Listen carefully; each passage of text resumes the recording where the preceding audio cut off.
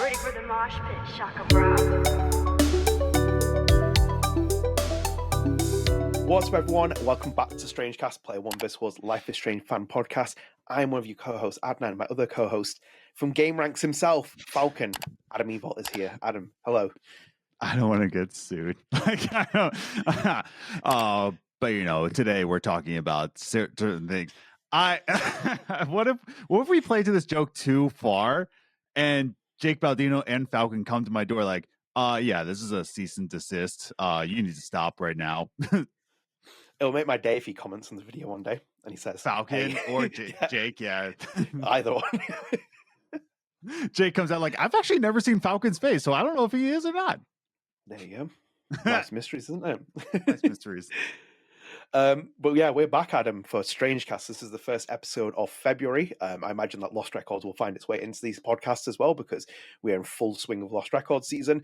But it's your first episode of February 2025. We are heading towards 100. So before we start as well, if you are new here, please do consider dropping a subscribe on the channel, turn notifications, like the video, share with your friends, help support the channel. We're at 1,500 plus subscribers now. So give us a quick subscribe if you like all our content. And StrangeCast is available on all podcast services. So we're available on Spotify with a video version, Apple Podcasts, everything else. So go and subscribe, follow us. You can download your episodes as soon as they become available. On Spotify, we have about 282 followers, 283. And we've also got 40 ratings on Spotify. So thank you so much for that. Give us a rating if you can. It helps support our and boost our visibility so people can find Game Ranks content here as well from Falcon. I'm never going to live that down. It's an outstanding comment. Adam, we're back. We've got a lot of things here to talk about. And I think before we start as well, just to kind of give people context, we're changing StrangeCast now. We kind of made a discussion about it last time, which is that from now on, the main topic segment is out of this podcast episode. So what we've kind of done is that all the news topics will be expanded in terms of discussion base. It'll be more of a commentary about what is happening amid Life is Strange World, Deck 9, Don't Nod, whatever else is happening in between it. So it's going to be expanded. The main topic will probably be a separate video on the channel at certain times, or it might come back in depending if we have any news or not. But it's just kind of give you a bit of insight because otherwise we were kind of watching the clock being like, how much time have we got left to kind of get the main topic in there? And Adam very much agreed. So we've just spliced it out here. So we're going to get rid of it, and it's pretty easy to get rid of it considering Michel tweets a lot as well recently. So Michel makes his way into a lot of our topics. We have a new segment called Michel Twitter Talk. Michel Watch. I like it. Should we kick up things off with our first piece of news? Because we can go into Life is Strange immediately. Yeah, absolutely. So, Adam, this is a big one. Well, it's not a big one, but I completely forgot this existed until it started popping up on my feed. Life is Strange Double Exposure has made its way back into the podcast here, and it is the physical edition has now been released on Nintendo Switch. So you can buy your copy there. As you can see on the 28th of January, we're going to run this as a running feed for our Twitter page. And even more so, Adam, we're going to link it to the next topic, which is there. And a new patch is already available for the digital version. We love patch notes. We love them. We love this and sales. It's two things that we love recently in Life is Strange amid the pain we feel. Adam, because if you remember correctly, the digital version was released in 2024. It has been ported by Engine Software, which I think is a Dutch developer. And they ported this, and it came out early. But they have released a patch here, as well as they said there. And I clicked on the link. It led me to support instead. But it says a new patch has been released for Nintendo Switch. Includes outfits, NPC, and memory fixes. I believe when I was reading the Reddit thread, if reading this correctly, it was like people having a lot of issues. Technically, I mean that some people said that the game crashed when they get into the fourth chapter and they couldn't like restart it or something. So little things have happened, but I just kind of want to bring these two in first. So obviously you can buy the physical edition. There's a steelbook there as well. And also we have, the Nintendo Switch version available physical with a patch already available. Adam, will you be buying the physical edition of Double Exposure on Nintendo Switch? I didn't want to buy the digital version. Like, why would I? Oh boy, I get to repurchase a game that sent me into a spark and maybe write a 2-page statement of how somebody freaked out over a book deal. Yes, please let me double dip on that. Maybe you should like sell that in an Etsy shop, like frame it so we can sell it to StrangeCast listeners. Your like statement, and we'll get my 2-page statement. Yeah. I'd put it on the wall there, like behind me. Was it 2 pages? I can't remember. I'm pretty sure it was a 2-page statement. It was a good rant. It was a good rant for you, though. Yeah. I'm surprised you're not picking it up then. It would look very good on Switch, considering we've seen some of the graphics already. Have we? I didn't see them. Yeah. Have you not seen them? Oh wow, yeah. If you look online, the Switch graphics are online. Oh, can we screen share it? I don't have the clip at the moment. If you can find the clip, yeah, I'll find it. Or if you type it on Google, Life is Strange Double Exposure Nintendo Switch, there are photos available via press releases, and they are not very flattering. But again, we know that the Switch's fidelity is not Life is Strange proficient. Oh dear. Oh, has he been hit by them? Hold on. You found them. I mean, it's not the worst. It's not Mortal Kombat level. This is from Nintendo Life. There we go. So we're gonna start off with like this one right here. That's like okay. Oh, that one hurts. That one hurts. Yeah. Dear God. There's but the one I saw, oh wait, I can't screen share from there. But no, I was about to like go to another image, but yeah, no, this one is like the details of this. It's definitely telling, or that one especially is telling right there. So into the Switch, baby. Waiting for the Switch 2 to come out. Why didn't they just wait for the Switch 2? Why don't you just port it onto the Switch 2? Just leave it in limbo land for the moment and then release it on Switch 2 when maybe Hold on. I have a good ready for this one? Ready for this comparison? Oh dear, he's going again. So this is before. No, that's the real one. That's the real one. And then we switch back and there it is. Yeah, there's this.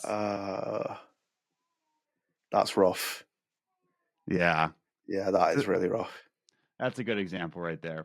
So yeah, the Switch underperforms once again. It always underperforms, except for Witcher 3 surprisingly plays well on the Switch. So that's nice. I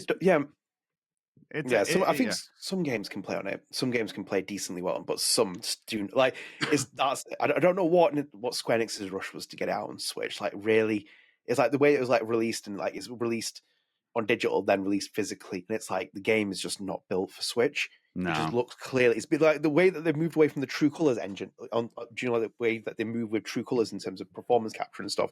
Yeah. This game ain't looking good. So yeah, it is available on Switch if you do want to buy it. I will not be buying it. If it's like £5, I might drop a £5 on it just so I can have the digital version on my Switch. But I'm not paying a lot of money for this, which is again, there's inherent problems with that. So hopefully we won't keep kicking double exposure as much. But I imagine it will keep happening. Adam, should we move into our next piece of news? Definitely. So this is going to be combining a couple of pieces here very quickly. So as you can see, I'm going to have to move this up actually, sorry. Life is Strange, Double Exposure. We kind of covered this in our last episode, but we had it before the actual ceremony took place.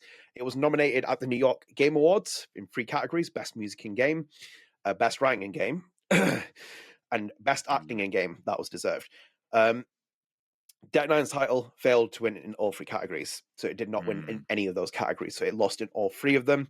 Hannah Tell was in attendance at the New York Game Awards, which I'm very thrilled for. She deserved to be there, rightfully so. Those pictures with her, with Troy Baker and Barrett's actor, was it John Eric Bentley? I think it's John Eric Bentley. Yeah, I can't remember his name. Yeah. I think it's John Eric Bentley. So she was there with them. It was quite cool to see the photos. But as you can see there, she put a little statement out afterwards, like on her Instagram, where she said, "Thank you very much to the New York Game Awards for including me alongside such outstanding actors. It has been an immense honor to be nominated, and I'm so grateful to those who helped make it happen. Life is Strange, Square Enix, Deck 9, etc. Congratulations to everyone involved." So she put that little nice post out there, which I think was deserved. So we got this news, and then Adam, I'm just going to pull it up here as well because IGN has got the full list of nominees and winners. So I thought we'd bring it up here where what's happened in Life is Strange Double Exposure. So as you can see there, it lost to Metaphor. Yeah. Re Fantasio, which I think you were kind of keen on that happening. Yeah, definitely. Yeah. Best Music in Game. I did predict this. I did say Astrobot could win this. And Life is Strange Double Exposure fell short of it, which in itself, I think like Tessa Rose Jackson, Feel for Music, et al., all of them, I think they deserve to be Adnan, there. how do you pronounce that top game on the music? I can't. seem to. Path of the Goddess. But no, the first one, the first I can't letters. see Yeah, that. Yeah, I can't see that. It's not on my screen, so we're going to go with that. Yeah. Kunitsugami. Yeah, we deleted that from a clip. You'll never see that. It was like we had to like edit out, and I was like, thank God the recording messed up, so we didn't have to see that. And then Adam, obviously, as well, the best acting in game. Very interesting mix of categories, but Troy Baker took it home, and Hannah Tell did not win, unfortunately. It was John apparently there as well. So interesting picks, though. I'm surprised Troy. That's kind of been an interesting performance that Troy Baker won, because he was at the Game Awards with Harrison Ford and all that. I haven't played the game. I still find it. I haven't played. Yeah, it's on my Game Pass. I should play it because everybody says that he plays Indiana really well. Yeah. I just haven't gotten around to it. Yeah. I can't get over the fact it's first person, man. Like, okay, it works, but I'm like, Indiana Jones is third person for me. It's Indiana Jones, man. It's weird. Yeah. And people say it kind of slogs after a while. Yeah. Yeah, I'm not having that. So Hannah Tell, unfortunately, did not win. Maybe she could have won if we went through my story idea, which was on Fireside with A&A. You can go and watch that. Maybe I might do an essay on it at some point, because I could rewrite the entire game, and it could work out from that. Just giving myself an ego trip here, as someone who's never written anything in my entire life or something. No, I think in the categories, writing, it should never have been in there. My personal opinion is it should never have even been nominated in that category, let alone even contended for like any awards for that. Music was deserved. It deserved to be in there. Fair enough it lost, though, because the other games in there are very solid. Maybe in another year it could have done that, but it's nice to see the music recognition on the game. And also, more so than anything else, Hannah Tell getting recognition among her peers is very much well-deserved as well, which I'm very happy with. And I'm glad that she went there and seemed to have had a really lovely time with the people she met. And getting, like, kudos to like John Eric Bentley getting nominated as well, because I love Barrett in Rebirth, and I think it's nice to see him get credit for that. So, all in all, I'm looking at the nominations for best writing. I haven't heard about this game, Phoenix Springs. It looks interesting, though. There you go. So Phoenix Springs is a classic point-and-click adventure. Oh, I lost it. Oh no, I lost the thing. But it's fully voice acted, hand-drawn art and animations. Whoa. Okay, it looks cool as hell. I'm gonna Strange ask. Well, let me read the description real quick. Let's talk about this, right? So it's an adventure game, inspired by point and click, updates the genre for modern with intuitive controls. Discard. What is it about? It just says what kind of game it is. After reporter Iris Dormer reconnects with her estranged brother, she finds herself in Phoenix Springs, a desert oasis, home from an enigmatic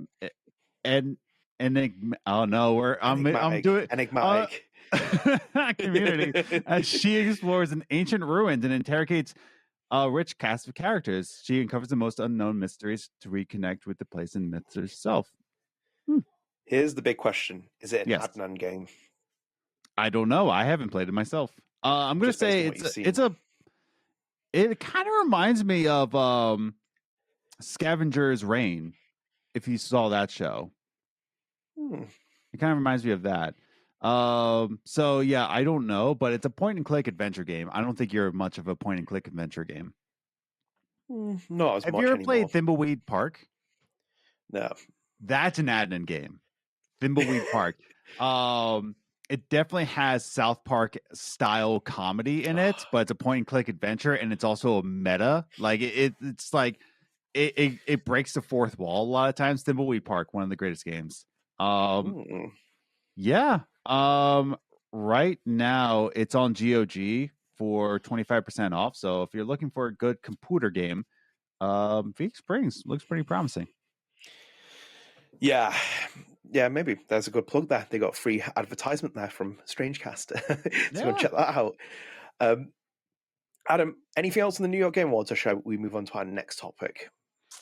No, but all the Witcher games are now 85% off right now. So there's that. There you go. Well, we're going into sales. Don't worry about that. Sales are a big topic in our show. Yes. Adam, big news. Usually we don't do this because we've done it for 4 years now, but it is the big anniversary. 6 years ago today, on January 24th, we're recording the 1st of February anyway, but Life is Strange 2 Episode 2 Rules was released. Bang, as you can see on the Life is Strange account there. And then also I'm going to include it here as well. This is Don't Nod's message as well, which was like a second tweet below the other one, but it was more interesting one they put on a more serious note. We are saddened that so many difficult themes in Life is Strange 2 are more relevant than ever today. Our thoughts go out to every community going through difficult times. I'm just going to include Michel Koch in here as well, the gaffer. He's put here, the themes in Life is Strange 2 are sadly timeless. Oppression and injustice have always been there. Their face just changes over time or they come back. We need to continue to strive for progress, not regression. So I thought I'd just include all these because Adam, episode 2 rules. We love this episode. I've always said to you as well, this is a high bar for me in the episode. I marked this and you were like, no, it's not. I don't like episode 2 rules. I was like, well, your Life is Strange 2 It plays like an Arthur episode. I'm just putting it out there. It is amazing episode. It is an amazing episode. It has the introduction of one of the greatest characters in the Life is Strange series, i.e. Cassidy, but we'll come on to that later. I thought you were going to say mushroom or the cougar that eats mushroom. Well, we'll see what happens to dogs because it's a little bit of a take later on, which you need to address as well with someone. Yes. Yeah, well, there you go. I like how we how it's like Life is Strange. That is part of Life is Strange's DNA. Dogs and like painful deaths. It seems to be a motif of the Don't Nod games. Episode 2 rules has turned 6 years old. One of the best episodes out there. Insane. That's insane. It's been only 6 years. Like it feels farther along, but that tells you how the country has been going. It's just like that's how long it feels. Like it's been 6 years ago. It's like, oh, I remember those simpler times pre-pandemic. That's nice. The other thing with rules as well, which I like now as well, and it shows how different the industry is as well, is the way that Captain Spirit weaves its way into it. Because obviously we don't talk about Captain Spirit enough. No, we don't. It now. How I was upset that it wasn't the main character. Yeah. You were vibing off Chris Erickson until we got the reveal of Life is Strange. Yeah, that was like really my life. Like that was who my dad was. I'm like, oh my god, I'm gonna connect to this character. It's like, nah, Adam, screw you. We're gonna go with these guys. Chris isn't gonna matter at all. But that's great. But like even so, like the themes as well, like what we're talking about there with Don't Nod and like Michelle, those have like aged like as we've seen. And then on top of that as well, like it's the fact that like the industry is so different that, for example, we'll never see something like Captain Spirit again. Like the industry has gone so far away from like producing those like little great spin-offs, because that was such a great thing in the Life is Strange series when they did it. I was like, wow, that's so cool.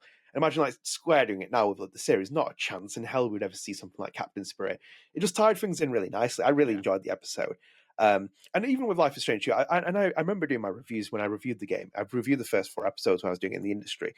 I always said as well, like, I had more kudos to Don't Nod for saying what they were saying than, prancing on the fence a little bit. I would have been more annoyed if they were like, well, it's a wall and we're not like, alluding to what it is. And I'm like, just say it. Just say it. And Michel said it, and Raoul Barbet said it, and Jean-Luc said it. I'm like, thank you. That's all I ask for, because if you're going to send the message, make your point about it.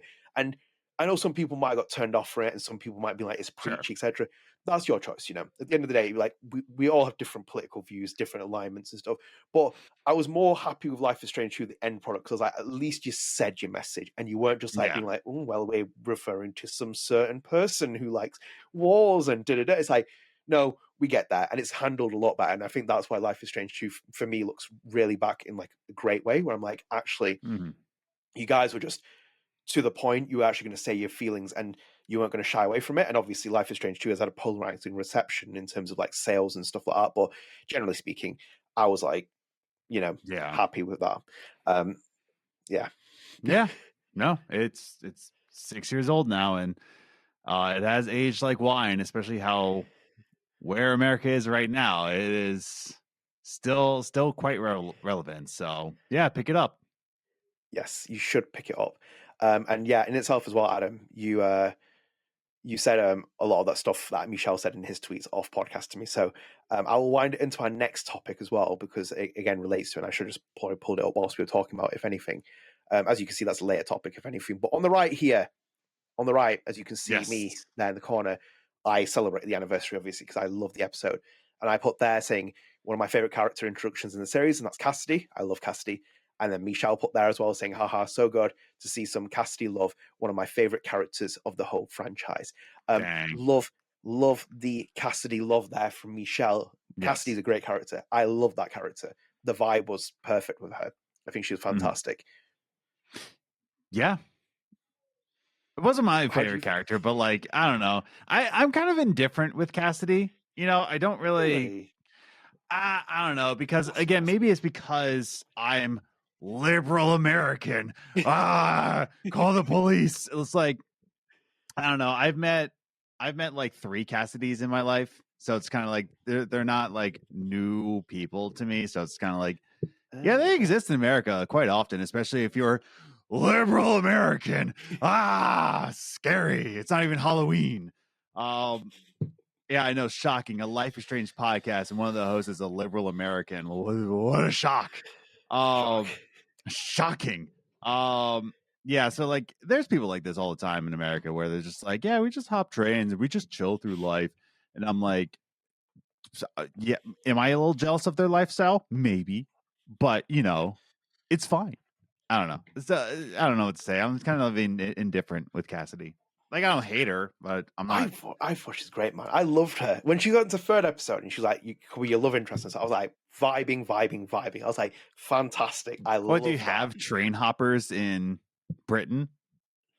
If the trains run here, that's the other thing. Yeah, exactly. It's just like, hop on the trolley then. Yeah. Oh, God. Yeah, they have to work here to actually be train hopping. But no, I thought she was great. Like, I interviewed Sarah when she appeared in episode 2. And funnily enough, it was like even before Square Enix had any involvement, like overbearing involvement, because I just reached out to her. She's like, love to do an interview. And we literally did like a 3-page interview just on 10 minutes in episode 2. But it's a shame though as well, because I really wanted to get her back on the channel to do Life After Strange. Like when she did the 3rd episode, she got a BAFTA nomination for this performance. She's in literally an episode and a bit. And it's the same with Jolene Anderson with Karen Reynolds. Like she's in an episode and a bit, give or take. Like, you know, and she's like, when she's nominated for a BAFTA, it shows you how good this game actually was in terms of writing and actual like it's authentic acting. Like that's how those people act, like the hippie train hoppers. Like it was pretty authentic. Like I will say, like I've met a good few people that are just like Cassidy. So yeah, it's authentically written and it's authentically presented. So yeah, Cassidy's great. Yeah, especially in the campsite in Wastelands, like all the characters that are Penny and all. Oh, that was one of the better entirety episodes and also scenes within Life is Strange series with all the characters you get to interact with in that episode. But yeah, I jammed off Cassidy. I really wanted to back on the channel Sarah at some point, but we never got around to doing it, which was a shame. But yeah, Michel there with being based Michel on Twitter. Yes. So I wanted to bring that in because it's there and it wasn't a vanity trip because he replied to me. But I love Michel. You love you, Michel. Adam, next piece of news. Yes. So we got a couple of things here, and it was here. Life is Strange's Twitter account on 23rd of January. We are thrilled to announce that Life is Strange Double Exposure has been nominated for Outstanding Video Game at the 36th Annual GLAAD Media Awards. Wait for it. Nice. To celebrate the GLAAD Awards, the game is currently 33% off on PlayStation and Humble Bundle. I'm not going to show you the comments because I 100% bet you, and I haven't even properly looked at them. Like, Life is 2D isn't there. There's in there. There's gonna be a lot of people in there that I know who are gonna be in there without me even clicking on it. So I just want to leave that as it is. As you can see, Deck 9 was not promoting the sale. If anything, they were just like, we have been honored to have Life is Strange Double Exposure nominated for an Outstanding Video Game at the GLAAD Media Awards. So I'll put that there. We'll bring that in a minute. I'm just going to pull up the nominations, Adam, so we can just quickly chat about where it's at in the awards ceremony. So obviously GLAAD, people have been very well aware of GLAAD. We're not going to go through the full press release, but they have announced their nominations as well. So it has always been one that has been related to Life is Strange. And where was it at now? So it was in, not Outstanding Drama Series, Outstanding Film. Where are you in video games? Please tell me I pulled the right link up. No, did I not pull the right link up? No. Adam, help. No. I can't help you in this place. There we go. Outstanding video game. I fixed myself. Yeah. So there's the nomination it's in. Life is Strange Double Exposure is nominating Outstanding Video Games with Caravan Sandwich, Dragon Age, The Veilguard, Dread Delusion, Dustborn, Fear the Spotlight, mine's beneath us. Paper Mario, the 1,000-Year Door. Yeah, the remake of that. Yeah. Is there LGBT characters in that? I don't remember. I don't think so, because I do remember. So I haven't played 1,000-Year Door since it was on the GameCube, like when it first came out. So I haven't played the remake. I do remember, like, that was one of Nintendo's, I don't want to say controversial, but it was the most wild game like that Nintendo put out. Yeah, it was pretty it's a landmark on Nintendo's story writing. So I don't remember too much because I played it at a friend's house, but I do want to pick that up because I remember it was a really good game and also like really out of the fence of what Nintendo usually writes. So yeah, it's a great game. Fair enough. Fair enough. I have to look at myself. So we've got Sorry We're Closed and Until Then. So those are the games up for nomination, which I think reasonably it could challenge in there. I don't think it's going to beat some of these other ones, Dragon Age, and even still the criteria of outstanding video game is quite a hard bar for this game, as I've said before, my feelings as well. Until Then is on Steam, PlayStation 5, but not Xbox. Adam, yeah, it's in there nomination-wise. Also, as well, can we just start with one thing? There was an IGN article from last year about Square Enix and Life is Strange and Deck 9. And I do want to bring up the point that GLAAD is very much heavily associated with LGBTQI plus people and support of them as well in the medium. And they are nominating a game from publisher Square Enix, who allegedly, according to the IGN article, does not see this as a gay game or a gay franchise. Can we just see the irony that we're at right now, please? Not only that, but like, let's look at the irony also that it's like every show that we do is StrangeCast, like, oh, it's nominated for this game. Oh, it's nominated. Oh, it's nominated. Oh, it's nominated. And it's always on sale. Everybody return this game. It is not I don't believe we don't know the numbers like concretely, but this is not a commercially successful game, like at all. And yet, every single StrangeCast since its release, nominated. It's mind blowing. Not only that, so not only like commercially like unsuccessful, but like massive layoffs. They axed the entire writing team because it was so bad. Nominating. I was like, I've personally have not seen a game this commercially panned and like on top of commercially panned and also review panned, because I don't think it reviewed too well. If I don't, no, it's the lowest scored Metacritic game, isn't it? Yeah. So it's like it's the lowest score, commercially panned. A team is axed and yet consistently nominated because it's a Life is Strange game, like that. Only because of that, and it's just insane to me. Like that, but we've joked about it before, though. Doing with games beyond entertainment, whatever the category, always in there. Irrespective of whether it's a good product or not, that is literally just the Life is Strange category, and they use it for accolades and to kind of promote the marketing of it. It's in every category. I've never seen something like this happen. Yeah, it's like even when it's getting glazed for like narrative writing and stuff. I'm like, really? Do we play the same game here? It's like, because there's some big questions to be asked there. But yeah, I do appreciate Abby is even like saying like, oh, hang on now, it's. But for me, right, and I said this to him as well, like, okay, I'm not an LGBTQ person, right? Or any person like that, right? But I've sat with her as well, and she's the most sapphic human being I've ever met, right? And I said to her, I was like, we're talking about this game, and it's like all these themes. I was like, and they played into the biggest cliche, which is they broke up the most sapphic, iconic relationship in the last 10 years, and it's being nominated at this award ceremony. Okay, cool. You give the love interest and etc. etc. What did you do? Like, what is it to be an outstanding video games? Because the publisher has been labeled with a allegation from IGN from the article, accusing its reputation among that community, and then on top of like that community in terms of like it doesn't want its franchise associated with him in terms of like the identity. But then on top of that as well, they also caused what for me was like just like I can't. Every time I talk about it, it's like they broke up Max and Chloe, and it's like what? I'm like what? I was like that was the LGBTQ cute, like definitive relationship for a lot of people. I It's understand why people are upset by it. Like, so I'm also not part of the community. Like not directly. I am, at the end of the day, I am a straight white male, right, with ADHD. So I do get, hyperfixation on men sometimes. It's just like, it is what it is. Jokes aside, like let's say this. At the end of the day, I am a straight white male, right, who was a pastor. Okay. I say that I was a pastor because I served kids who were part of that community. I had to save kids from summer camp. Let's put it away. Little Pray the Gay Away camp. And I had to save these kids. So I was in deep with this community, right? I look at this game as someone who has seen that community from the outside. And then I look at this game and I'm like, this is pandering. Like, this straight up pandering. This isn't authentic representation, right?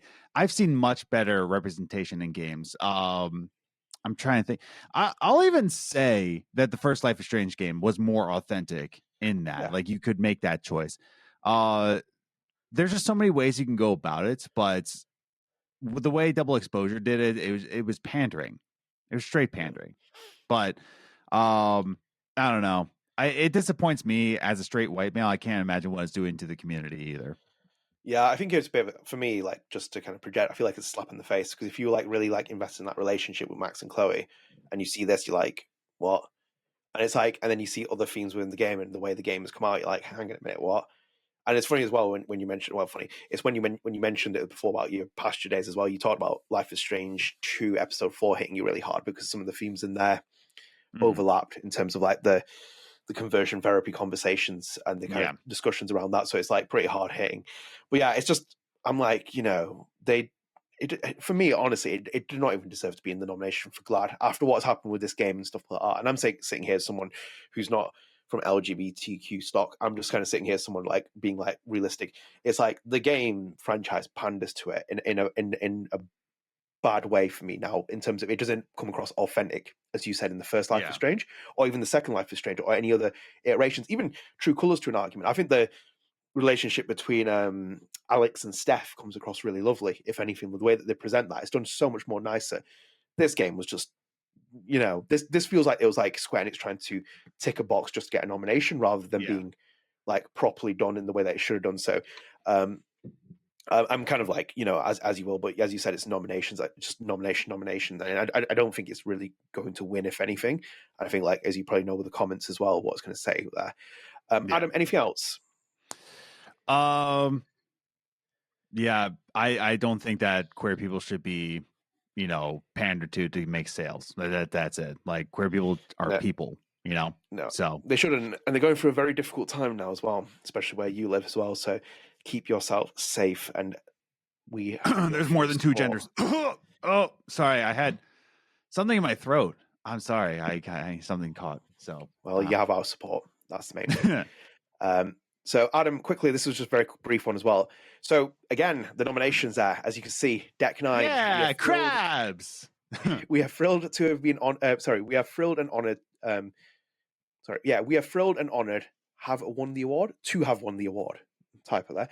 To have won the award for Best Mental Health Accessibility at the GAconf Awards for Life is Strange Double Exposure. Congrats to all winners and finalists. This is very brief, Adam, as well. We're not going to dwell on it too much, if anything, because it's just a minor topic. But I thought we run it into our news topics and stuff.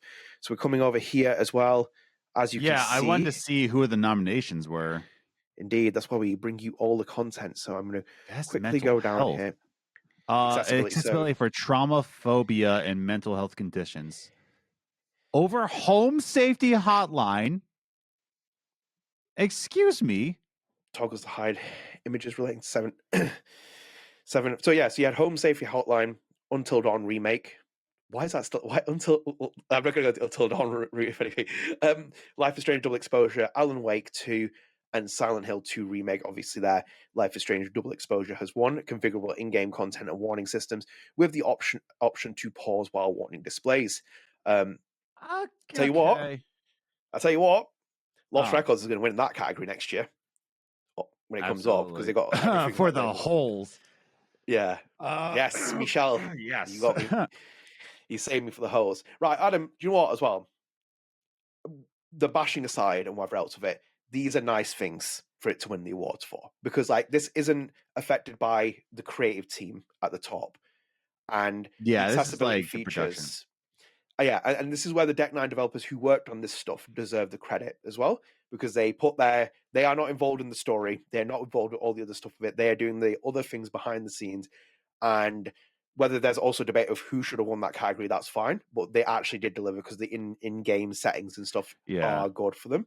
So it's like, I get the reasoning behind it because like they give like under the nominations why they're being nominated. And configurable in-game content warning system with the option to pause warnings display. So yeah, I can see that. I can understand that. Yeah, I think it's a reasonable one where I'm like, I wouldn't have any quarrels with them winning the awards, if anything like that, because it's like actually those people are involved in just their side of things, not the creative process, and that's happy days with that. So I thought we'd just include it in here. Adam, next piece of news. Yes, let's do this. So this is a bigger one as well because we covered it on Lost Records Journal. You can go and watch the Lost Records Journal. As you can see here, he's back. Michel Watch on Twitter. Very small teaser of what you can do with our upcoming photo mode. I've been working hard to add tons of filters, borders, and stickers, and I can't wait for you to see all the good stuff you'll be able to do with it. And hopefully I can pull this image up as well on the screen for you guys to see. There's one as well. Nice little, that was pretty nostalgic. And there you go again as well. Hey, look, there's Alyssa.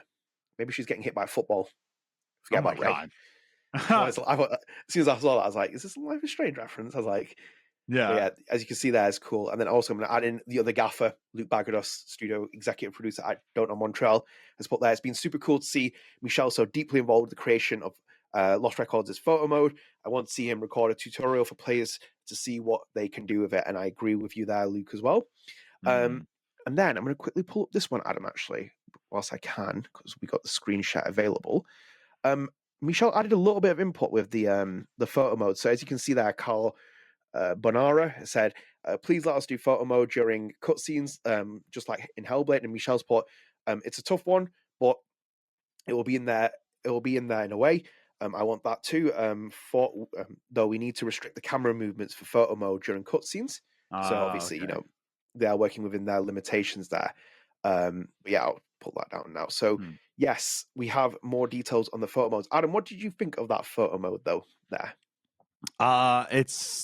It's a photo mode that's actually good. I don't know how to put this in words, but there's so many photo modes that just kind of like phone it in, Yeah.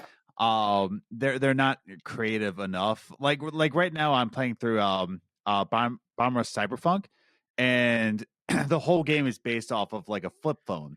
And if you go in your flip phone and you go in your photo mode, like it's still on the screen of your cell phone and you can take like little selfies. It's creative, Yeah. It's not just like clicking a screenshot button, There's creativity to photo mode. So I appreciate the work that's going into this photo mode, that there's some design to it that you can actually like go off of. It kind of reminds me of Skate 3 photo mode, where you get to design your Thrasher magazine cover.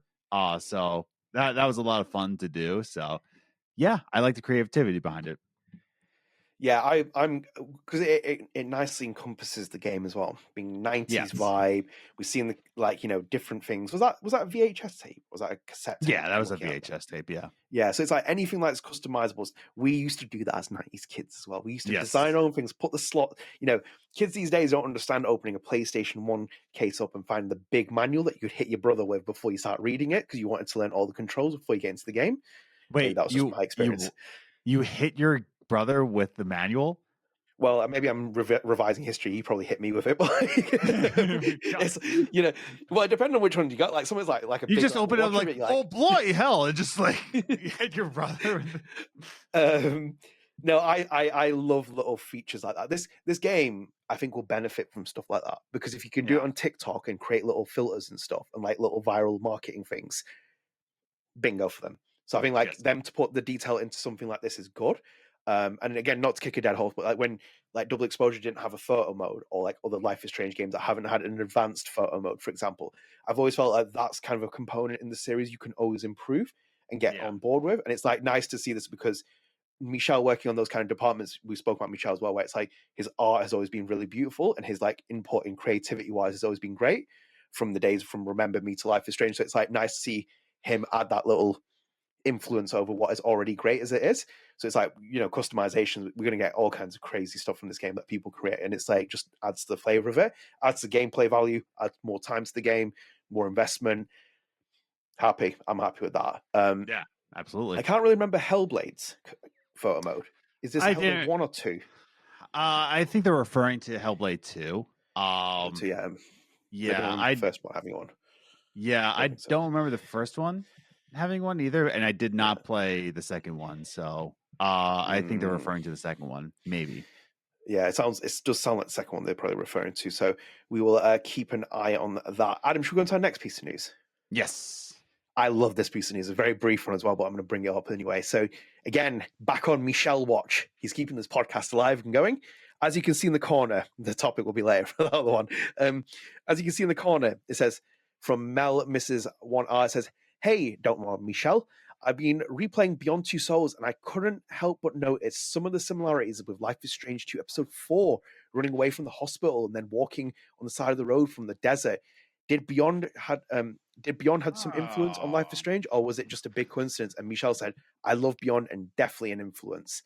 Adam, okay. that made my day because I remember playing Life is Strange 2, and when Sean's walking the side of the road, I was like, "This gives me big Jodie Holmes vibes in the entire Navajo sequence in Beyond Two Souls." Yeah. And I love Beyond Two Souls. I think it's criminally underrated as a game. I think it's got its issues, but I think it's criminally underrated as one of Quantic Dream's games. And with this as well, like I think it was 2 years ago, I put a post out saying, I think it was like one of the tweets where it's like from the Game Awards, and it says, "What's one of the best video game soundtracks you heard?" And I was like, for me, Beyond Two Souls, Lorne Balfe, Hans Zimmer, I was like, it's unbelievable, incredible. Not many people talk about it. And I remember Michel liking it once back in the day. I was like, Michel, are you a please tell me you're a Beyond Two Souls fan? And I was like, when I saw that tweet, I was like, hey, I love it. And I love that there's some kind of influence that has injected into Life is Strange 2. Because we have talked about Beyond Two Souls before. I believe you played it, haven't you? Oh yeah, twice. I love that game. Yeah, I really enjoyed that game. I didn't really think about that connection though. Like I don't know, that I never really thought about it, but yeah, it makes sense. It makes a lot of sense. I never connected the hospital one, but the one walking down during the stretch of the desert, and it's like I was like, because I just remember when Jodie's walking down it, and then the entire Navajo sequence, that part in the game and Beyond is like, oh my god. I think there's one moment where it's like, I think it was like when the music part's playing, and I think it's like one of the chieftains or like someone pops up and he's standing there, and I'm like, oh my god, this is like really quite spooky for like horror elements within a game like this. I really love Beyond Two Souls. So I'm a big fan that Michel has mentioned that, and it is part of the influences on Beyond Two Souls. Beyond Two Souls has an influence on him, which is quite nice. I'd love to see what he thinks of Heavy Rain, though. I love Quantic Dream games, man. I really do love some of them, man. Heavy Rain and Detroit as well. Oh, Detroit. Yeah. How would you rank them, by the way, before we move on? Those three games. If you're going to take Beyond Two Souls, Heavy Rain, and Detroit, how would you rank them? It's going to be controversial. Starting with number 3, Detroit. Wow. Yeah. I didn't really, I know. And as a liberal American, I should be vibing with Detroit. Like that is a liberal American's dream. Like that is, I'm foaming at the mouth, like thinking about those themes about, treating human beings as human beings, and somebody who's you don't think is a human being, wink, wink, current administration, still treating him like a human being. I should be foaming at the mouth for it, but it's like, I didn't click with it. Then Beyond, and then Heavy Rain. Then Heavy Rain. Is Heavy Rain's top? Heavy Rain's top for me. Just for one scene. Jason. I was like, that will never live it down. So I'm just like, Heavy Rain, baby. Gone into meme culture, hasn't it? Like, yeah. So For me, ironically, Beyond Two Souls would be at the bottom of that list. Not because I don't like the game. I love the game. I love Beyond Two Souls. I think it's fantastic in so many different ways. And Willem Dafoe's that's a combination. It's Elliot Page and Willem Dafoe. It's like such a cool combination. But it's funny as well because like a story as well. My former co-host, my old podcast host who got me into podcasting, Chris, he used to we used to have a joke on our old podcast where he used to do the enunciation that David Cage would do for Elliot Page's old name. And obviously because Elliot Page has now transitioned, I won't bring up Elliot Page's old name. But he used to do the enunciation that David Cage, it used to send me into hysterics. So he used to like nail it every time the way that David Cage would do it. Is it as bad as when Adele Dazeem? Do you remember that? Oh yeah. Adele Dazeem.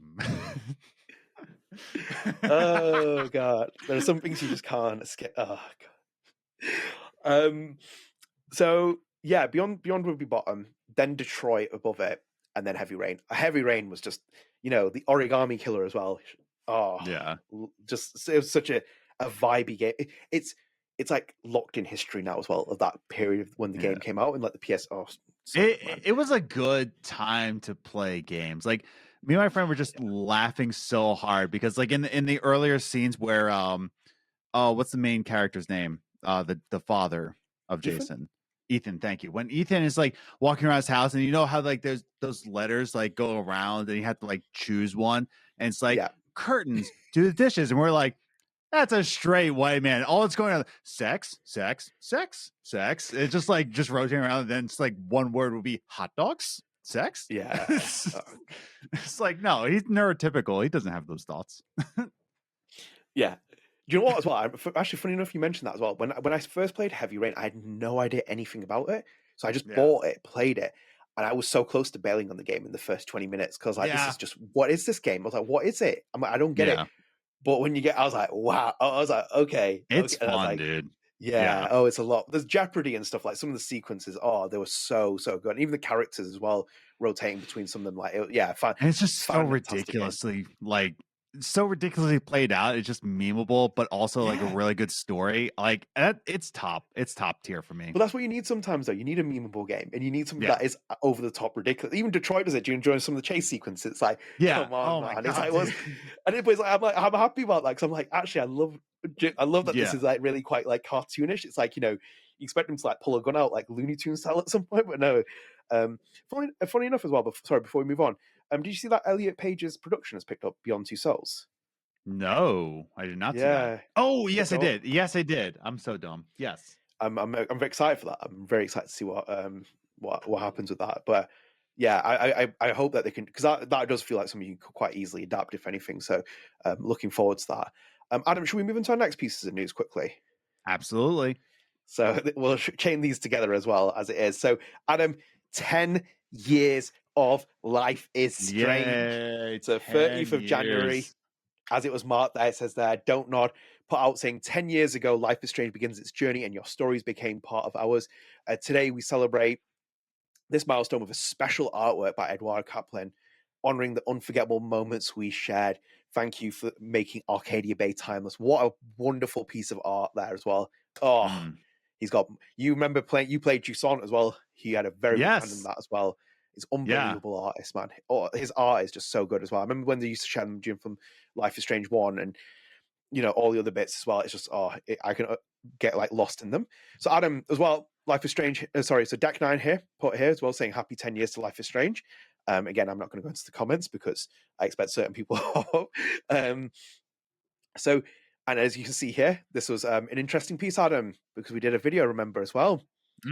And Life is Strange on the 30th January put, to further celebrate the first episode of Life is Strange turning 10, here's one of our favorite fan art of Max and Chloe by, can I pull the handle up? Will it pull it up? Yes, by CDRA, as you can see there. Have any Life is Strange fan art you've been working on? We'd love to see it. We'd love to see it and just use it without paying you. Well, that's the lovely part of the industry, Sometimes they commission them. I don't think this is commissioned. This is shared from it. A lovely piece of artwork, Adam. Just interesting in terms of the perspective of time that we are in.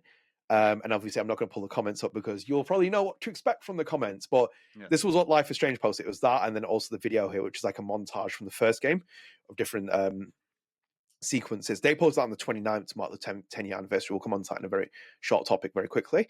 But as you can see there, Adam, the artwork is being shown. And in itself, Adam, as well, you were wrong with your prediction because you said that Chloe Price would not be shown. I think I might also have said that as well. But like, yes, she was not shown. But oh my god! And I'll tell you, she was what shown. now, guys. Technically speaking, she was shown. It's like, oh, Yes, have you been working mentioned. on fan art? Yeah, exactly. They were mentioned. It's like, sure, I guess technically Chloe's in the game. Yeah. Which is interesting as well, because in your prediction video that you did with us as well when we were talking, I did ask you as well, like, would Don't Nod get mentioned by them? They never mentioned Don't Nod, and you were on the fence, and you were like, if you just like said nah, you would have been like, Yeah. you got it nailed there. But they did show Chloe as well, and if you do want entertainment, you can go and see the comments as well. Thankfully, Player One, the rest of the world's feeds aren't like that because we are very supportive of all Life is Strange content. Yeah, do you know what as well? Like, just to reflect on 10 years of that Life is Strange thing, it's like, the artwork is like, just to do it at this point after what we've seen, I'm like, oh my god, the franchise's like reputation and brand and fan base has just gone completely in the wrong direction because of what happened with Life is Strange Double Exposure. And then also as well, I was thinking about my timeline of events, because if I had never seen this game and never played it or even covered it, I might not have gone into journalism. I probably wouldn't be here doing this podcast with you. We wouldn't be doing this podcast. We wouldn't know each other. I wouldn't know Abby. Player One versus the World wouldn't exist. I wouldn't have done any of the interviews that I did across all the channels with all the actors. And that extends as well. So it's like we would never have met Katie Bentz. We never would have met Diane Horton. We never would have met Hannah Tell, Erica Mori, Stace. And I'm like, when you start like putting it into perspective, I'm like, oh my god, it was a true butterfly effect moment. And I was like, damn man, and it really hit me that anniversary. I was like, oh my god, it's like it all started here. You know, without Life is Strange, instead of waking up at 5 a.m. on a Saturday, I would be sleeping in. I would never speak in a British accent ever. I would be sleeping right now. So it's thank you, Life is Strange, for making me wake up at 5 a.m. on a Saturday. We really appreciate it. Thank you, Michel Koch, for creating my worst nightmare. Yeah, there we go. Also, as well, we never would have had that one person commenting on the video saying, "Is that Falcon from Game Ranks?" Yeah, exactly. That never would have happened. I would have been sneakily hidden, from the public, but because of Life is Strange, I've been found out. So yeah, but in reality, Life is Strange did do a lot for me. Like, it got my wife into gaming, like, first and foremost. So like I showed her Life is Strange, and she's like, oh, she can get behind gaming, because gaming to her was just like high scoring and action, like Call of Duty. But then it's like, no, there's games like this. And it introduced a lot of people to gaming. It introduced people to like a genre of game that's much more chill. You can even like probably like connect that to cozy gaming. There's a lot of connections to that. So it's done a lot for the industry. It's done a lot for our lives, and it's the reason why we woke up at 5 a.m. on a Saturday. Yes, it's had that knock-on effect for all of us as well. I'm kind of like, we've spoken about Chrysalis so many times and done it on podcasts, but 10 years is a very special moment. It's just a shame where we are at now with the series, and it's such a shame because, like, for example, that fan artwork should just be like loved, and people did love it as well. But it's like all the comments are just people who are still very visibly and fairly upset about a lot of things that have happened since then. And yeah, I think in itself as well, it kind of, for me, shows very much that Square Enix's brand reputation is damaged in a very, very horrible state as well, where I think that they're going to have to look at this going forward and to really try and fix their situation, because it's not just fixing the game, it's about fixing reputation for them and also for Deck 9, which both have like tarnished reputations now, which might even be irreparable for a lot of people as well. But it is what it is. So I think like it's exciting in itself. And Adam, I'll bring the other two in here because I kind of forgot to bring them into this main topic in itself. And it's obviously two people, as he's back again. Michel Watch is back as well. So as you can see there, Michel put as well, it's been 10 years. 10 years ago, I was lucky to have the opportunity to create those characters and direct this game. 10 years of reading your message and seeing your love for Max and Chloe. What a journey. And I wanted to bring this one. I thought this was really good from Christian Divine as well, who was an architect on Life is Strange, was one of the writers, big influence in the early stuff from Don't Nod.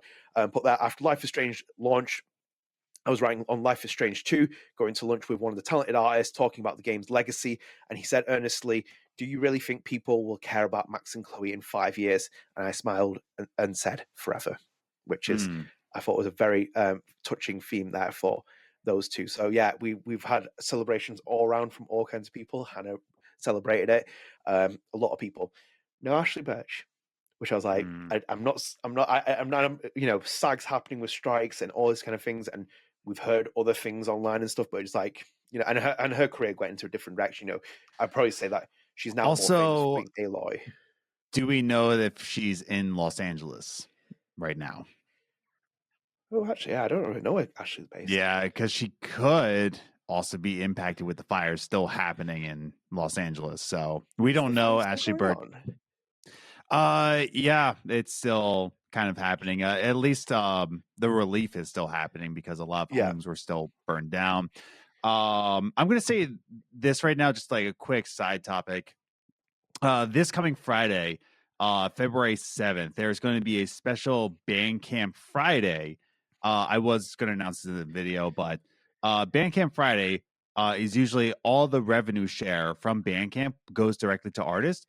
This time around, all the revenue share that if you buy something from Bandcamp, the revenue share will go to Music Cares, and Music Cares is setting up a relief for the wildfires of California. So there's going to be Los Angeles relief there. So if you want to pick up Milk and Bone's new album, the revenue share will go to directly to the California wildfires. So nice.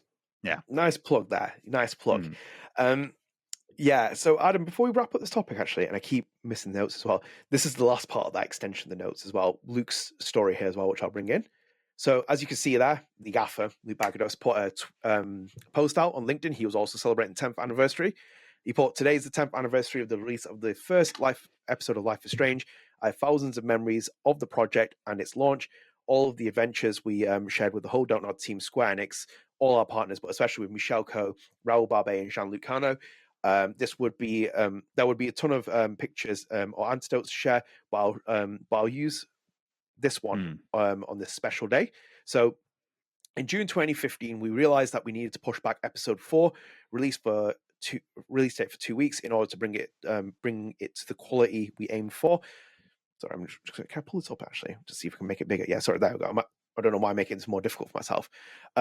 This kind of delay, of course, was not something trivial, and I was preparing myself to request this to Square Enix, not sure if there would be if they would approve the change.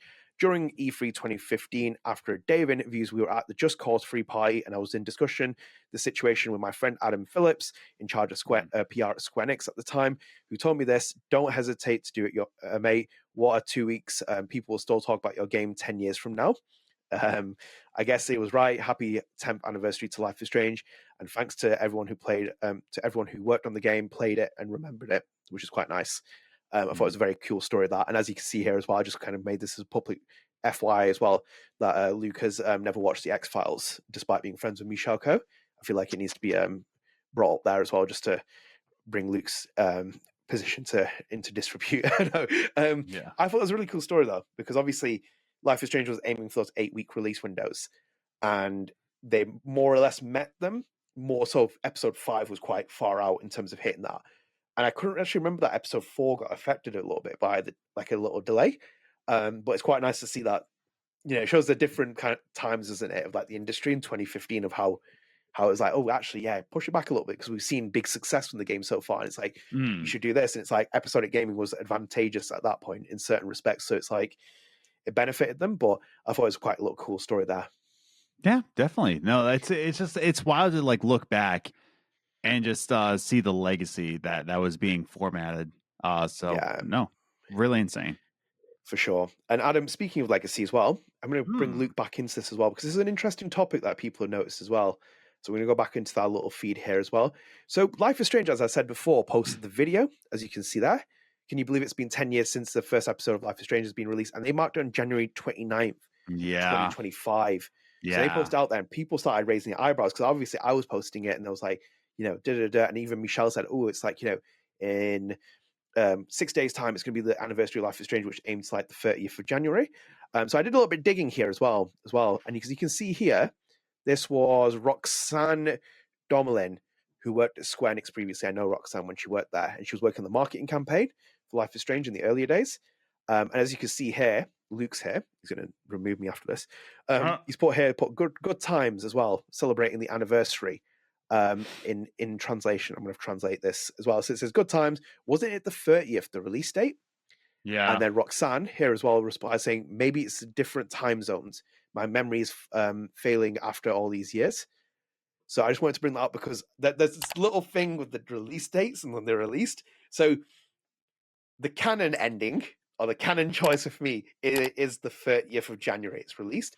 Yes. It was released on PC, but I believe the activation happened on certain regions, or it might be a specific region and it unlocks on the 29th. I just think they should have just said it and been like 30th. Yeah, let's just do marketing. The only release was the 30th. Yeah. Yeah, it's on the consoles. It's on the 30th. PC, more or less, it comes out on the 30th. I don't like the fact that they acknowledge it being the 29th, where it caused a little bit of like a thing where people were like, "Isn't it the 29th?" I saw some people comment on Instagram, and I was actually responding like, "It's because of this." It's like, that's why it's happened. So it's just mainly down to release scheduling and stuff. But the definitive release is the 30th of January. So I just wanted to clear that up. If anything, it's a little bit of a debacle that was involved in there. So Adam, we're coming towards the end. Do you have anything else to add about the little release date situation? No, get your dates right. It's not that hard. Google's thing. Exactly. There you go. You've just been told, people. Adam, another piece of news.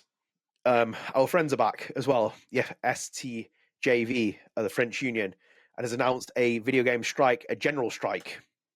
So it's on the 13th of February in France, 2025. Should we go through the entire thing, or should we just talk about it? Yeah, fill me in on it.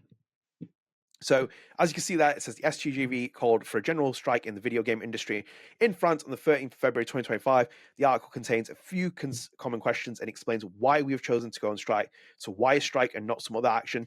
Employees have absolute power in the workplace. In practice, the law gives them the right to reject every demand with a certain framework, and as long as they follow legal procedures. Furthermore, employees are subject to rules laid down by companies, which can punish them for many things, effectively preventing them from speaking out. For years now, the STJV and other unions active in the industry have been making regular demands to employees to improve the industry and its working conditions.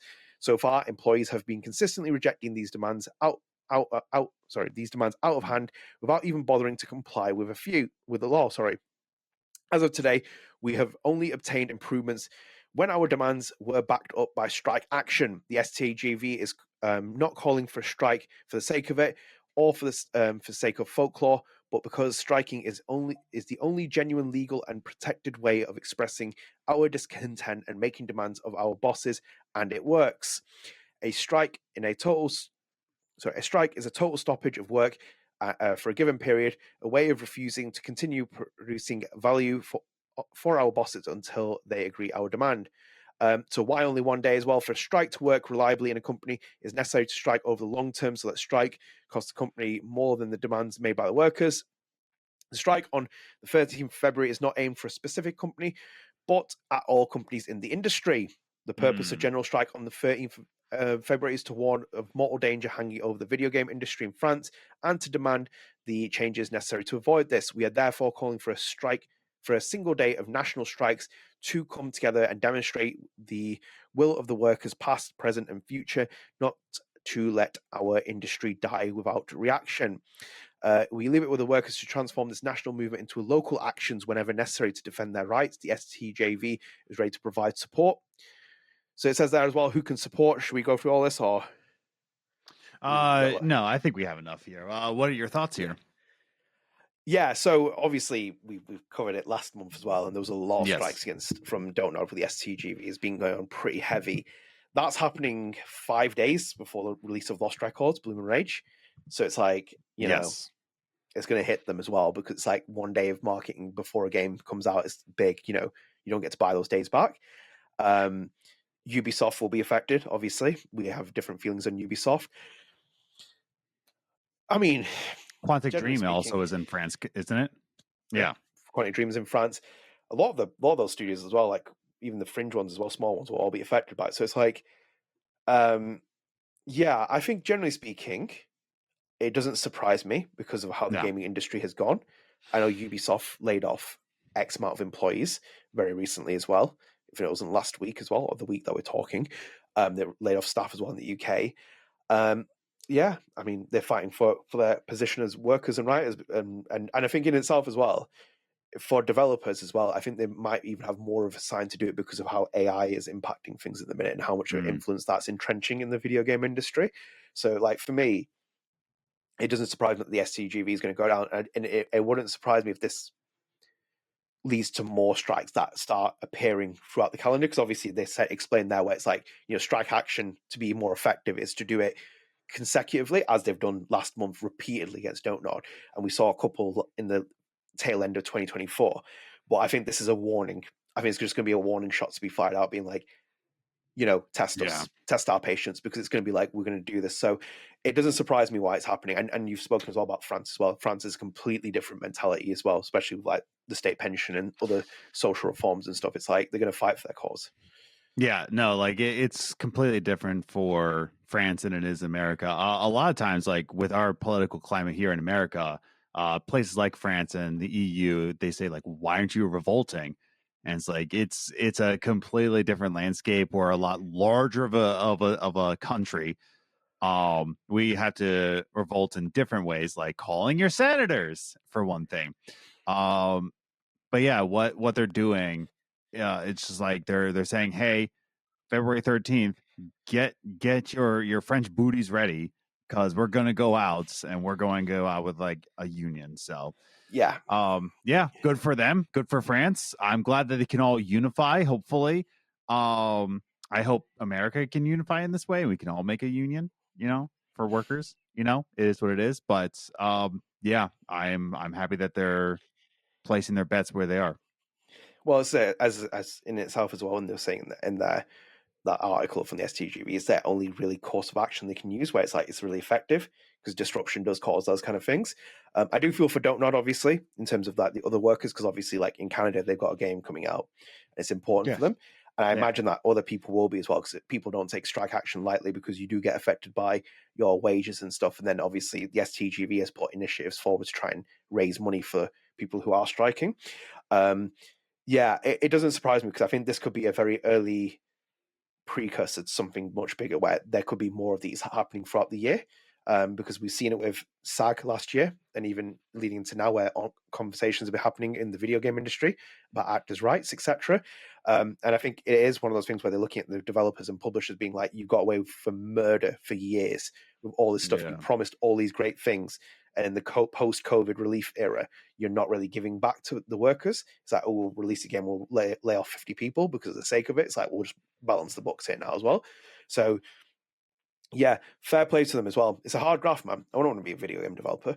There's a reason why I never went into it. So it's like, kudos to you. So we will be keeping up to date with any of the STJV stuff we've been doing since last year. So do follow us if you are interested in keeping up to that. Adam, very quick one. We have two small ones to end the show as well here for the conversations. Should we bring up the first one? Yeah, you knew let's go here. So as you can see, the day after Life is Strange's 10-year anniversary, Life is Strange's Twitter account has tweeted, all Life is Strange games, including the latest Life is Strange Double Exposure, are currently up to 80% off on Microsoft, PlayStation, and Steam stores until February 5th. And also as well, I know people have been hurt by this, with them putting the remastered collection in there. So they even think, well, actually, you know what? We'll put the first one in there. Let's drop the price down to 80% on the first game and be like, right, go on out and get it because it's the 10-year anniversary.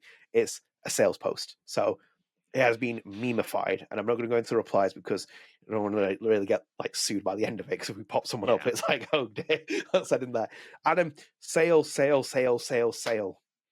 Yeah, right now it's $33.49, the standard edition on Xbox. I wouldn't buy it for that. Wouldn't buy it. Yeah, no. But yeah, this is commercially panned. It's telling.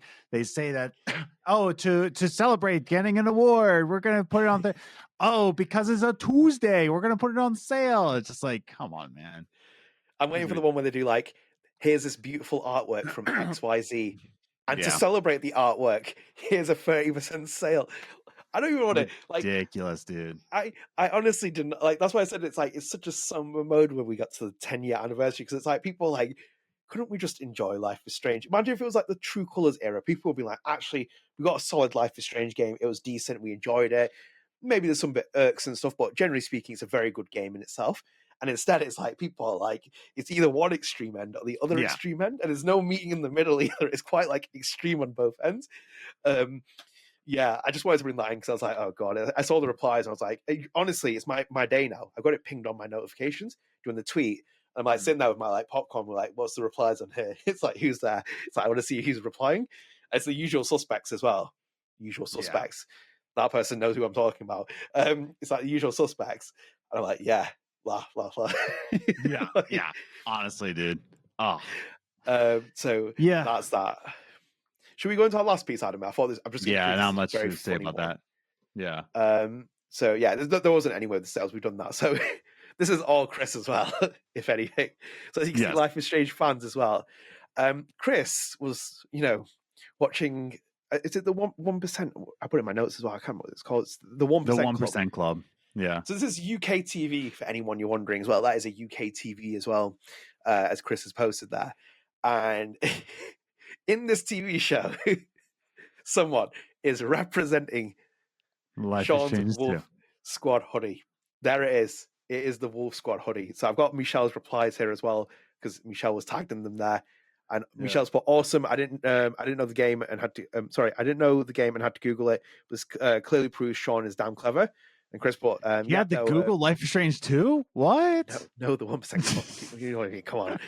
What game is this from? That would have been pretty funny. Yeah. Do you know what? Chris, you missed the opportunity to respond to him. The Life is Strange 2. It would have been pretty funny if he's like, what game is it? It's Life is Strange 2. Yep. There were 3 people in the final, and unfortunately, he was the only one who got in the final 1%, who got the final 1% question wrong. His answer being out by just one number and missing out on £33,000, which would probably be about $40,000, I'd say, or maybe just shy of it. Well, how much stone is that? How much weight did he gain? I just found someone tell me who this person is. I want to interview this person. You are now famous in the Life is Strange community, Mr. Wolf Squad, Mr. Squad, man. Yeah, Mr. Squad Honey. But that was I do you know what as well? I'll admit it, I went back and watched the video as well. I went and watched the episode, and he's there like laughing at me. I was like, yes. I was like, if I had an opportunity to do something like that, it's 100% what I'm gonna do. I'm gonna be wearing something that's like relatable in my fandom or something. Yeah, some kind of game. I'd be wearing a Spider-Man shirt. I might put Michelle's Twitter handle on my shirt. Yeah, just walk around with it and be like, you need to follow this guy. He knows what he's doing. He's funny. So yeah, I wanted to bring that in just as a joke, but we kind of wrapped up the news here. So we are done for this episode here. But we have comment of the podcast, and unfortunately there were some really great comments on the podcast, but we had a very late one that came in, and Not the Milky Bar Kid has stolen this, and has stolen it in an extremely big way as well. So Not the Milky Bar Kid has come out in the last podcast saying, "Ooh, we're doing Life is Strange hot takes, are we?" And they put 3 out. They put episode 2, Brave New World from Life is Strange Before Storm is the best episode in the entire franchise. The Tempest, then that kiss in the falling ash. But Life is Strange 2 had better gameplay than any game since I imagine this entire series. Don't know raise the bar on the interactive characters. Deck 9 totally ignored it. And the last one is Pompidou had it coming. Oh my god! When I saw that comment, I was like, "Yo, what the hell, man?" Right, Pompidou had it coming. Let's address the first one. What did Pompidou do? Well, you try to get in the trailer, and it's just like, get out of the way, dog. And it's like, get out of the way. Chuck it on the street and let it get hit. Oh my god! You not only throw the bone, but then you choose Chloe. You throw the dog into running traffic, and then you kill the dog with a storm. Well, but here's the other logic though, because for example, if I save the dog and don't let it get hit by by a car, right? Yeah. Either Uh-huh. way, and I choose Chloe at the end of the game, which I would anyway, the dog's So gonna you're die just anyway. gonna throw the bones, like, well, I'm gonna kill you later anyway. So Yeah, exactly. So I don't think that's that much of a controversial take from the Milky Bar Kid. I feel like you're different here. well, But I he think like had it coming though. What did he do? just What like did he do? annoying, isn't he? At that time, I'm like, come on, man. Like, Frank's No. like got his own issues with beans and stuff, but like Pompey's Yeah. like, kind of like, you're kind of all right. Come on, I'm on his side here. The dog was asking for it. The What dog the was heck? asking for it. Like, honestly, I remember doing it the first time. I was like, should I rewind or not? Like, maybe I don't know. I don't feel like You I threw should the rewind. bone the first game through? Yeah, The I did game through? rewind it though. I meant My the odd match things. God. I felt bad. Yeah, I felt bad after that. I was like, hang on a minute, I need to rewind this. He had nothing to do with it. I thought that was a fair take, if anything. My God. Yeah, the other two takes, I was like, those aren't really hot takes. I wholeheartedly 100% agree. So Both you think takes. episode 2 Brave New World is the best episode in the entire franchise? It's yeah, that's true. The best episode. It's In the top entire 3. franchise. It's top So 3. even you think it's top 3? Yeah. Top 3, honestly, yes. The Tempest, yeah. Straight or Brave New World, yeah. It's top 3 of all the franchise. Like number 1 being episode 4 of Life is Strange 1. Like that's but And then what would you put at number 3? man, I would definitely put like it's a toss up between any episodes and Double Exposure, honestly, is number 3. Any episode. Honestly, Chrysalis, man. I love it. Chrysalis will probably be number 3. Yeah. Yeah. I would make an argument that maybe my top 3, if I was going to include Brave New World in it, which maybe I would as well, it'd probably be the 4th or the 3rd episode at the top. So episode 4, Dark Room or Chaos Sphere at the top, then Brave New World. If I'm restricted just to one episode per game or something like that, and then I'd put episode 3 Wastelands in at number from Life is Strange 2 at number 3. It's interesting with for the entire franchise though. Yeah. It's a hot take that, but I think it's fair because it is probably the best before the storm episode. It's like where everything is happening, and it's like the Tempest did catch people's hearts and minds, and the Rachel Amber Chloe stuff as well. It's like there's quite a good portion of the game, so it's not a completely unreasonable take. I think the second tape's not really not a hot take, but I think like they had better gameplay since any Life is Strange game. I imagine. No, that's not a hot take either. Like that's 100% true. I think so as well. I think that's one thing where Deck 9 has kind of like regressed in terms of like gameplay experience, where it's like they should have just like tried to get them to evolve into something different. It's like because it works in Life is Strange 1, it works in Life is Strange 2, it works in Captain Spirit. It all comes across really nicely, and it's like with True Colors, it's okay. It's pretty decent. Double Exposure, it's okay. It's not nowhere near as good as True Colors. I think in my eyes, at least, it's like it's quite finicky at certain points, and even before Storm's okay. But it's like I think that's reasonable. But yeah, those are 3 very interesting takes that I thought. More I think about it, Pompidou is probably the more controversial one, if anything. And as it's just how you phrased it. Pompidou had it coming. I'm like, dang, Milky Boy or the Milky Bar again. Making me aggressive.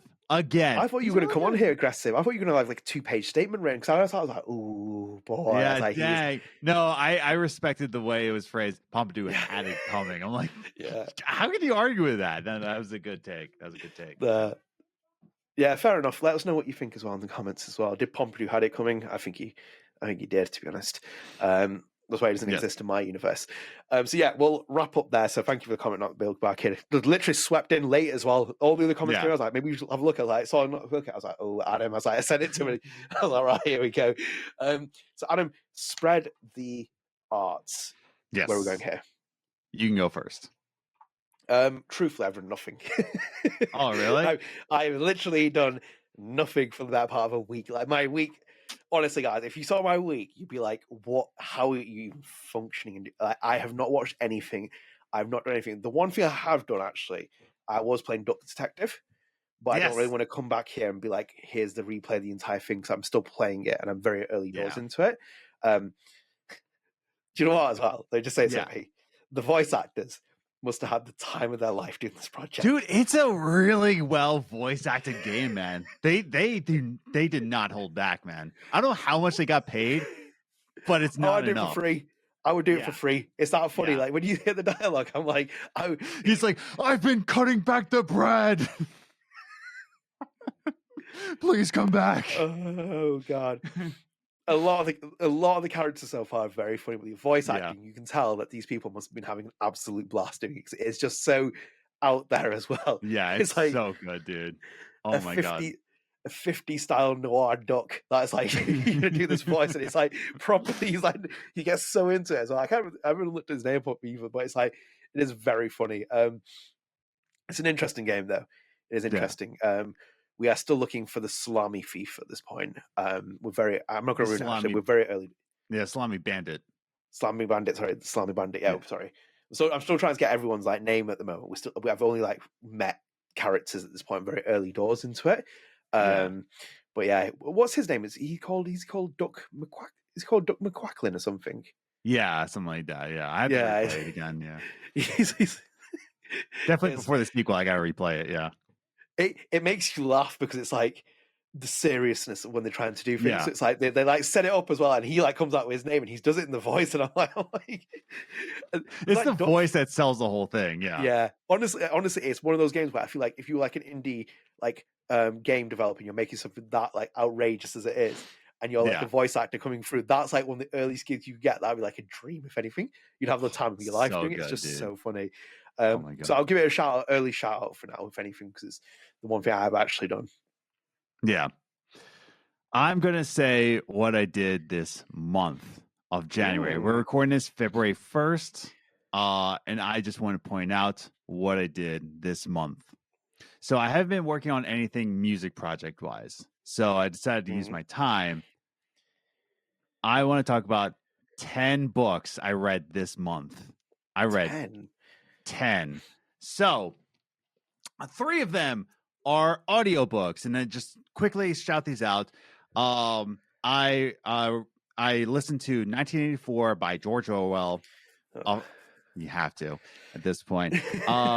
How to Be Perfect by Michael Schur. So this is a really good audio listen because if you love the show The Good Place, he has cast members of The Good Place reading some parts in the moral philosophy book and his journey in moral philosophy. So really good read. How to Be Perfect by Michael Schur. And Should We Go Extinct by Todd May. Absolute best read. Like really, really interesting read about Todd May. Such a great philosopher of modern day. But now I have my pile of books, right? So that's 3. I have 7 books here. So just going off the bat, I read Utilitarianism by John Stuart Mill. It's a little pamphlet. Really, really dense read. Really, really good read. But this is about, how to have the most good with the least amount of pain. Not perfect, but it's good. Meet Me Halfway. It is a poetry book about breaking up with somebody who has not met you halfway. It almost made me cry in public. I read this on my birthday in a cafe. My God, such an interesting read. It's by Samantha King Holmes. Meet Me Halfway. Really excellent stuff. Another philosophy book, Fear and Trembling by Soren Kierkegaard. This is talking about the humanity of Abraham when he's about to kill his son Isaac. Is this actually faith, or is this human existence? Is it anxiety? Is it the philosophy of him not telling Sarah? Another dense read, but really excellent. Come Closer by Sarah Gran. This is another short read. This is a horror book about demon possession. And I listened to this while having like horror landscape, like a horror atmosphere. I really recommend a horror atmosphere soundtrack to this because this is really dark to the point that it says a Q&A of, do I have demon possession? Because it got so real with how demon possession works. So really excellent read. Life is Hard, How Philosophy Can Help Find Our Way. This is a book where we talk about how philosophy can help in different ways of different aspects of life. It talks about failure. It talks about grief. So it's really excellent. Definitely recommend this if you're feeling kind of anxious. Life is Hard. coming up to my favorite book that I read. Dungeon Crawler Carl. This was so fun to read. It's a MMO RPG that you read. So it reads like a let's play of a guy. So aliens have taken over Earth because they have their own reality series of a game show where they enter dungeons, right? And Dungeon Crawler Carl is on this journey. That's the only way. It's such a bizarre way, but he has a cat partner named Princess Donuts who can talk, and she is sassy, and I love her. Dungeon Crawler Carl. I have the other 2 books. The 4th book is coming out March, my favorite one. And then I have Stephen King's 11/22/63. I read this month. Did you ever watch the TV show? I'm just finishing the TV show now. The book is way better. The book is way better, dude. The book is way better. What I think about the TV series, though, it's 850 pages. You know what the TV show said? Nah, I'm not going to talk about any of that. I'm going to make up my own stuff, brother. So really excellent read here. Just for premise as well, for anyone who hasn't watched it, I believe it's the guy goes back in time to when JFK is going to get assassinated. Yes. And he meets a love interest there.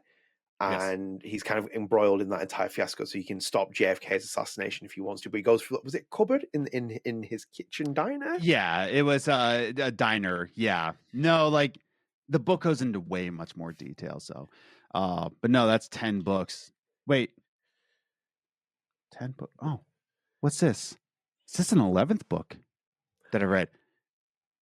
Did I read the first book of the Silo series this month? You silly goose. You kept saying, oh, Adam, what's the Silo series? And in secret, I was like, I'm going to read the book. And I'll be like, oh, look at that. I didn't watch the show, but I read the show.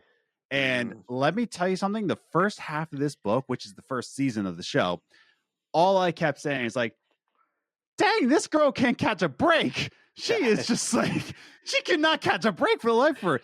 But yeah, so I read the first book of the Silo series, and you got, just quickly, because I've caught this as well in this podcast when you're watching it. When you were referring to it, the first half, to answer your question, the first half of that book is the first season, more or less, I believe, from what you told me. So just to answer your question, but I've cut it because I don't want people to But I was correct. Yes, you were correct. Yes, I figured as much, because it does read like a TV series. It does read very much like episodically. So I would say that if you want to read the book, it doesn't drag. It does kind of read like it kind of naturally goes into.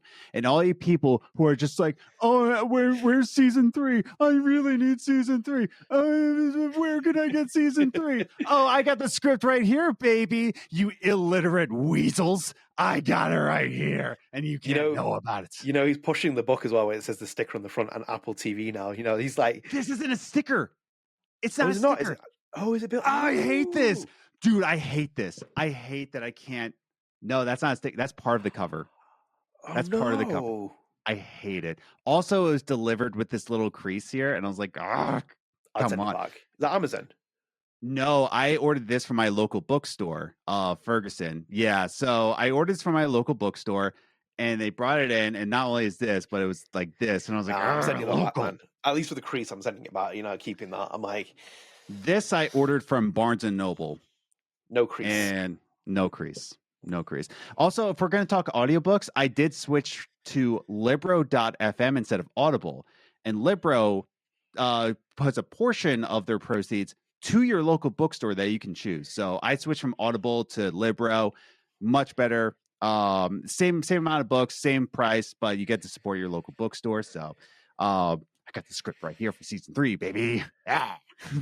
So nice. If you want to know how much I work on music, I took all the time that I usually work on music to read books.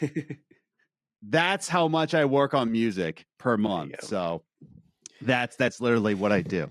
But yeah, I wanted to surprise you that I read the first Silo series. So along with many others. Yes. Very nice. Didn't read Life Yeah. is Strange Heat Waves, did you, this month? No, I didn't read this month. No, I'm never going to read that again. maybe it's worth revisiting Life is Strange, Steph's story. Oh, Steph's story. Yeah, I could read. I definitely would reread that. Yeah. I definitely, if I was gonna give 2 recommendations though, Life is Hard. This was a really easy read and just like kind of finding your way. But this was my absolute favorite, Dungeon Crawler Carl. It's so stupidly fun. Yeah, definitely read Dungeon Crawler Carl if you haven't. Very nice. So we'll end there as well. So good reading material, good duck games for you to pick out from there. So thank you for joining us. I hope you enjoyed the episode. Let us know your thoughts in the comments, any topics, anything else you want to be on the next podcast episode. Let us know. We'd be all interested to hear them. Are you buying the sale? Let us know if you're buying the sale or not. There's a good way of starting. But yeah, I hope you enjoyed the episode. If you are new here, one more time as well, please do consider dropping subscribe on the channel, turn on notifications, like the video, share your friends. We have 1,500 subscribers to help us climb to 2,000. If you like our content, we produce content regularly. And also as well, StrangeCast available on all podcast services. So we're available on Spotify with a video version, Apple Podcasts, we're available on everything. So go and follow us there, go and rate us, go and download us because you get instant access to the episodes as soon as they become available. We've got 40 ratings on Spotify, so please do rate us if you haven't. And also we've got about 4 or 5 on Apple Podcasts, so do rate us from there as well.